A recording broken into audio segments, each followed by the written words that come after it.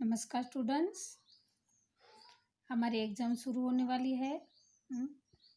तो आगे हमने रिवीजन स्टार्ट तो ऑलरेडी कर ही लिया है, फिर भी आप ये पेपर स्टाइल थोड़ा देख लीजिए। पोएम 1 एंड चैप्टर 2 आने वाले हैं, तो उसमें से विभाग ए यानी कि गद्य विभाग के हमने एमसीक्यूज यानी कि चैप्टर 2 के एमसीक्यूज कर लिए हैं। अभी गद्य विभाग के 2-3 वाक्यों में उत्तर यानी चैप्टर 2 के 2-3 वाक्यों में उत्तर हम करेंगे।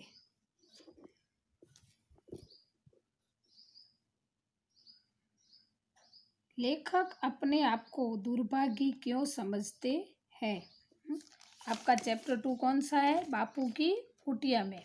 हाँ, तो उसके 2-3 वाक्य में उत्तर है, लेखक अपने आप को दुर्भागी क्यों समझते थे? तो लेखक बापू के आदेश पर स्वतंत्रता के आंदोलन में जुड़ गए। बापू का आदेश हुआ, इसलिए लेखक स्वतंत्रता के आंदोलन में जुड़ गए। पढ़ाई छोड़कर वे देश सेवा करने लगे। इसके लिए कई मुसीबतों का सामना करना पड़ा। इतना कुछ होने के बावजूद भी वे बापू के घर जाकर उनसे मिल नहीं सके।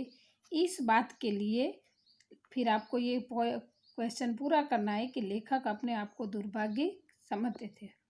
क्यों समझते थे? तो सबसे पहला क्या टॉपिक आएगा कि लेखक बापू के आदेश पर स्वतंत्रता के आंदोलन में जुड़ गए। फिर दूसरा है पढ़ाई छोड़कर वे देश सेवा में करने लगे।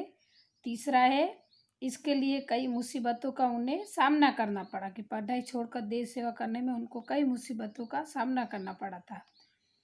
इतना कुछ होने के बावजूद भी वे बापू के घर जाकर उनसे मिल नहीं सके। इस बात के लिए वो अपने आप को दुर्भाग्य समझते थे। लेखक ने गांधी जी के बिस्तरे को गौरवशाली क्यों कहा है? लेखक के अनुसार यूँ तो गांधी जी का बिस्तरा खजूर की चटाई पर एक गद्दा डालकर और उसे खादी से ढककर बनाया था। लेखक के अनुसार गांधी जी का बिस्तरा कैसा था? तो एक खजूर की चटाई पर एक गद्दा डालकर उसके ऊपर खादी की चादर ढककर बनाया गया था, जो बड़े बड़े सिंहासनों से भी ऊपर था। लेखक के अनुसार ये जो गांधी जी का बिस्तर था वो बड़े बड़े सिंहासनों से भी ऊपर था। उसके ऊपर बड़े आदमी, महापुरुष वर्षों और दिनों तक बैठे होंगे। लेखक क्या सोचते हैं कि ये तो जो गांधी जी का बिस्तरा है भले सिंपल है, बट वो सिंहासनों से भी बढ़कर है, क्योंकि उसके ऊपर बड़े बड़े आदमी और महापुरुष वर्षों और दिनों तक बैठे होंगे, जिसके दर्शन के लिए लोग तरसते थे। क्योंकि जिन लोगों के दर्शन के लिए लोग तरसते थे वो लोग इस बिस्तरे पर बैठते थे। इसलिए फिर आपको यहाँ पर इसलिए करके क्वेश्चन आपको लिखना है कि लेखक गांधी जी के बिस्तरे को गौरवशाली कहा ऐसे लेखक ने। थर्ड है गांधी जी के शेल्फ में कौन कौन सी पुस्तकें थी? गांधी जी का एक शेल्फ था, ड्रॉवर था, उसके अंदर पुस्तकें थी। तो कौन कौन सी थी? तो गांधी जी सर्वधर्म समान मानते थे। गांधी जी के अनुसार सभी धर्म एक समान होते थे। तो उनके शेल्फ में तरह तरह की किताबें थी। उनके नाम है रीथिंकिंग, फिर क्रिश्चियनिटी, रामचरितमानस, गीताणी, आई हिजरत ईसा और ईसाई धर्म की श्री स्वास्थ्य वृत्ति, आश्रम भजनावली, ये सारी किताबें रखी थी। स्टूडेंट वापस से किताबों का मैं नाम बोलती हूँ। तो गांधी जी सर्वधर्म समान मानते थे, सभी धर्म एक समान है, इसलिए उनके ड्रॉवर में बहुत सारे धर्म की किताबें थी। तो कौन कौन थी? तो वो सबसे पहले है रीथिंकिंग, फिर क्रिश्चियनिटी, फिर रामचरितमानस, गीताणी, आई हजरत ईसा और ईसाई धर्म, फिर श्री स्वास्थ्य वृत्ति और आश्रम भजनावली। ये सारी किताबें गांधी जी के शेल्फ में रखी थी।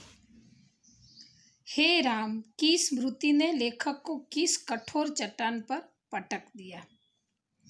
बापू की कुटिया में लेखक अपनी कल्पना में बापू को अपने बिस्तर पर बैठे हुए यरवदा चक्र घुमाते हुए तथा अन्य कार्य करते हुए देखते हैं। लेखक जब बापू के कमरे में जाते हैं या तो कुटिया में जाते हैं तो वो ऐसी कल्पना करते हैं कि ऐसे बापू कुटिया में बैठे हैं, अपने बिस्तर पर बैठे हुए हैं। यरवदा चक्र मतलब जो हमारा हमने देखा है कि गांधी जी चक्र, जैसे आपको बताओगे अभी हम भुजोड़ी जाते हैं देखने के लिए, तो वहाँ पर गांधी जी का ये चरखा बताया गया, तो वो उसको यरवड़ा चक्र बोला गया है इधर। तो वो घुमाते हुए तथा अन्य कार्य करते हुए देखते हैं, मतलब लेखक कल्पना करते हैं कि ऐसे बापू बैठे हैं और ये काम करते हैं। लेखक की नज़र हे राम शब्द पर पड़ती है।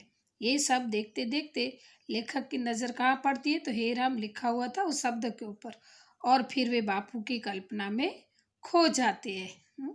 तो स्टूडेंट ये 4 ही है आपका इस चैप्टर के क्वेश्चन आंसर।